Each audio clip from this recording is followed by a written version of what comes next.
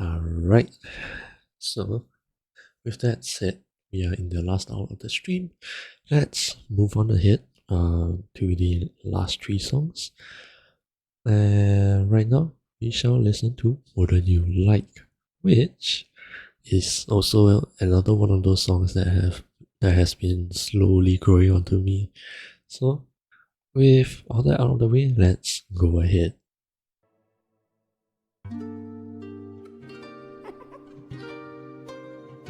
A different animator?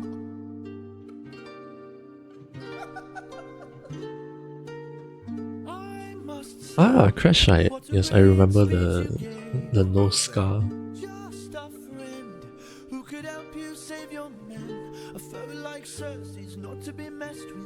It seems so sinister for some reason. He's not afraid to send a message. It looks like a ram is Hermes' animal. There's a vibe. For the last 4 hours, you can be hurt, you can beat her.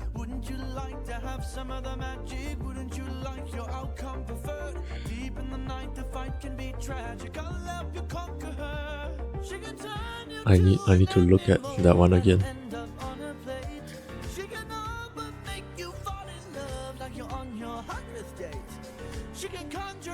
Hermes' voice is so good though.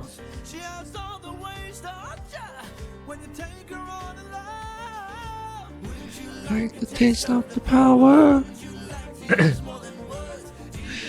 The fight lasts for hours, so you can be hurt or you can be turned. Oh, was that a Harry Potter one?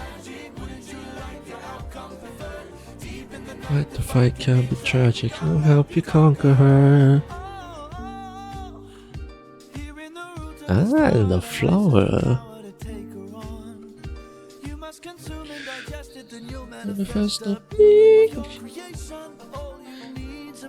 Did they draw a Cyclops? There's a lot of references back to Polyphemus. And I call this route Holy Moly.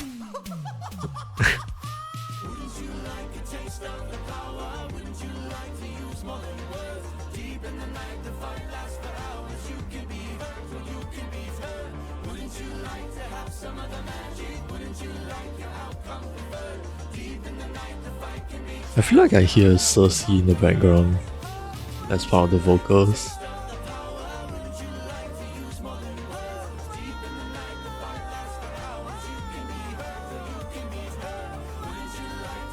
Is Moly supposed to be like some kind of hallucinating drug thing? Because this looks like a trip. Hermes! Thank you. Don't thank me, friend. You very well may die. Good luck. Good luck. Hermes, so good. He has really grown on me as a character, and yeah, when I think of a playful character, I immediately think of Hermes, at least in the context of Greek mythology. That seems to be quite in line with how he's generally portrayed. Very playful, very whimsical, very, in a sense, nonchalant, I guess.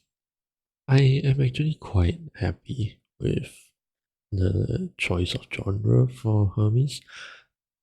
It's not necessarily my cup of tea, but considering the character, I think it actually fits quite well.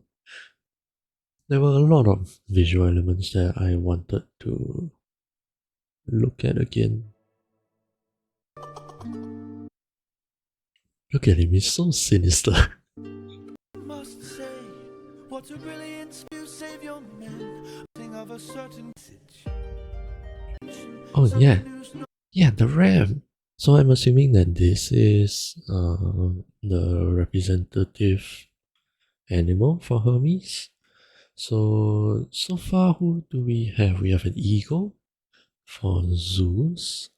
We have an owl for Athena.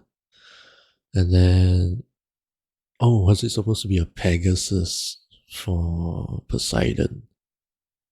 I think, if I'm not remembering wrongly anyway, it's either a Pegasus or a horse, but I think it would be a Pegasus. And then we also have, well, I guess Circe's animal wasn't really that clear. I'm going to go off of the concept art and say that hers is a lion. And then now we have a ram for Hermes. That is quite an interesting animal to be associated with Hermes. Huh. Oh, and come to think of it, I don't think Aeolus had a representative animal. I guess they do have the Winions, but yeah, because if I'm remembering correctly, Aeolus is not a god. They are just someone really high up in Aeolia. I don't know. I will have to check that. Hello, yes, it is me once again. So there doesn't seem to really be any concrete information as to whether Aeolus is a god or he is, well, a minor god or a mortal who has been given a divine task of, looking after the four winds. So what I did was I ended up looking up the book in Homer's Odyssey where Aeolus is mentioned and read through it. And once again, there is no explicit mention of Aeolus being a god. It does say that Aeolus is the son of Hippotas. Hippotas or Hippotes, I think there's a slight difference in the way that his name is spelled. There seems to be a couple of characters with the same name. So going off of the only line that explicitly says he is the father of Aeolus, Hippotes seems to be a mortal. It would seem that the general consensus is that Aeolus is not a god. Because, to quote Book 10 of the Odyssey, I'm going off of the translation by A.T. Murray. It reads as follows, and I quote, "For the son of Kronos had made him keeper of the winds, both to still and to rouse whatever one he will." So it seems like, at least as far as I can tell, Aeolus is a mortal being, more or less, or at least not a full god that has been given a divine task by Zeus to be the keeper of the winds. Well, to be fair, it doesn't even necessarily mean that it was Zeus, because Cronus had three sons, Zeus, Poseidon, and Hades. So it really could have been any one of the three, but it almost seems like the general consensus is that it was Zeus. But again, according to the translation that I am reading, it specifically just says son of Kronos. So there's no real confirmation as far as I can tell as to which son of Kronos made Aeolus the keeper of the winds. You like to use more than words. Deep in the night, the fight lasts for hours. You can be hurt or you can beat her. Wouldn't you like to? I like that they're kind of just in a dance in their own space here. Yeah, what's all this? We have a sword, we have blood. What is this? The crescent moon? And this looks... Yeah, I don't actually know what that is.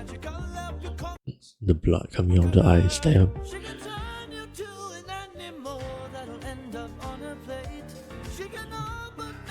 I assume the apple means something.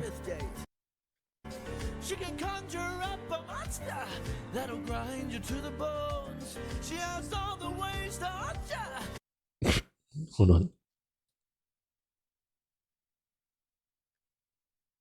ignore this? Why?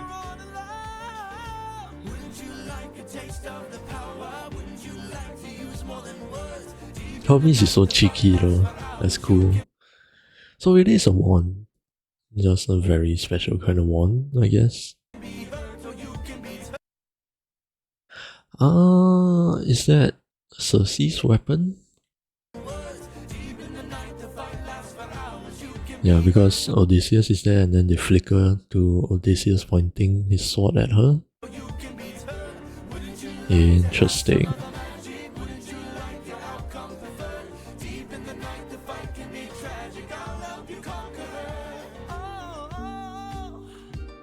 And then we get a visual of the flower.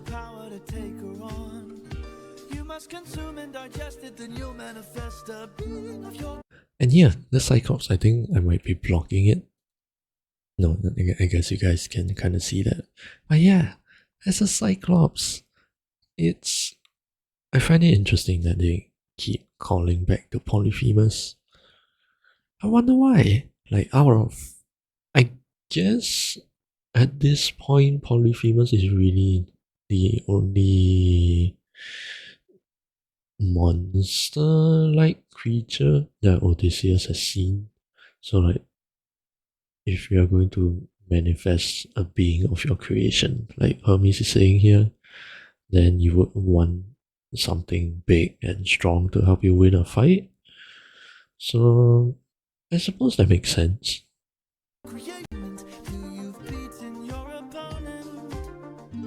Like chomping on the roots. I like the way that they drew Odysseus here. I always love it when anime characters have this expression. It's so cute. The power, would you like to do the words? What could be her? Oh yes, this line is actually quite a smart play on words. You can be hurt or you can beat her. It's like you take the sound of the T and move it around between be hurt and beat her. I just found that as like a very creative way of making it rhyme together.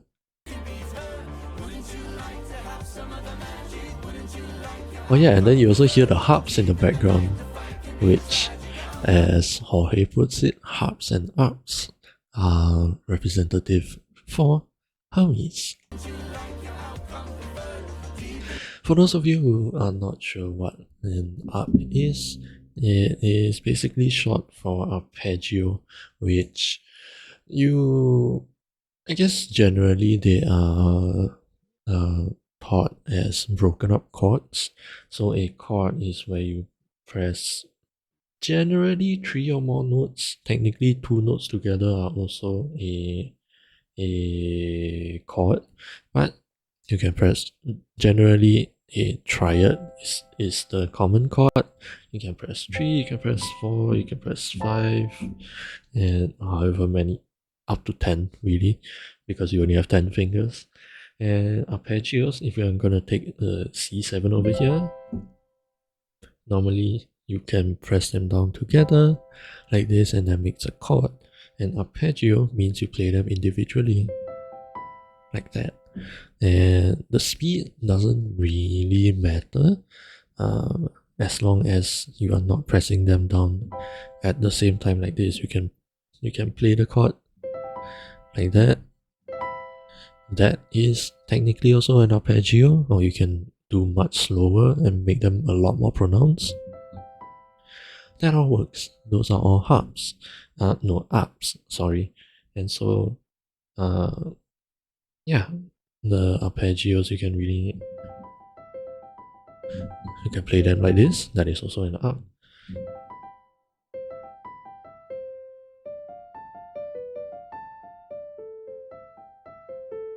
Yeah, you can move around different different chords and all of that, and it is still considered an arpeggio. And yeah, you can just hear the harp in the back. I I almost kind of hate Jorge for naming it like this. I'm getting confused between them. You can hear the harp in the back playing arpeggios.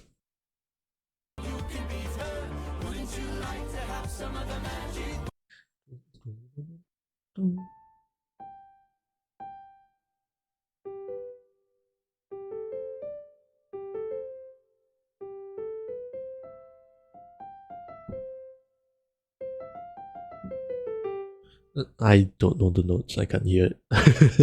But yeah, you can hear the arps playing arpeggios in the background, going up and down, up and down, up and down.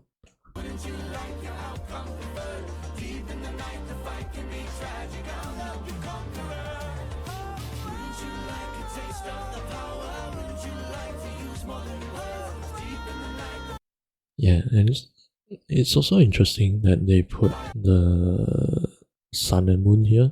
I guess this is just to signify that it could take many, many days. And yeah, generally it just looks like this Moly flower is a hallucinogen. It's sort of depicted as a hallucinogen, and Odysseus is kind of just going on a drug trip right now, which is an interesting depiction.